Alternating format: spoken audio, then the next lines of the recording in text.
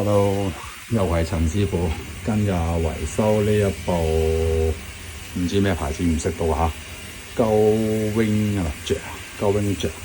咁初步睇翻呢部機嘅話，個出廠日期冇，淨係知道係意大利，係啦，呢部係意大利機。睇裏面呢種情況嘅話，保守估計呢部機應該都喺買咗10幾年以上。咁佢個問題嘅話咧，就係唔着機，冇反應。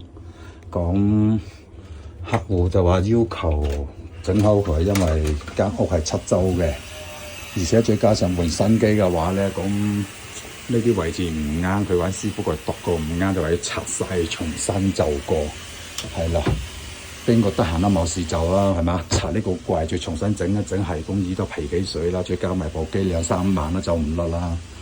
咁個客就要求睇下可唔可以揾到塊主板。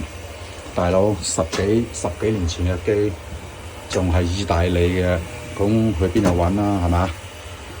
嗱，睇翻呢意大利，係啦。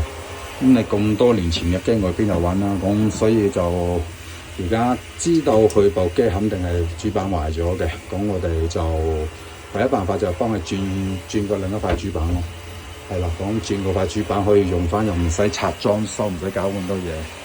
咁而家已經做到一半啦，仲差幾條線移埋過嚟之後再試試機。維修抽油煙機，陳師傅咩牌子都可以幫你整，最緊要佢唔好壞摩打。如果壞摩打咧，咁你都唔使俾電話我啦，你直接換部新機啊。係啦，壞主板、壞按鍵、壞觸靈啊、壞其他嘢都可以，但係壞摩打成本太重。就算好似呢啲機，咁你咁多年你邊有買得翻個摩打翻嚟啊？係嘛？好啦，我就買呢嘢先啦。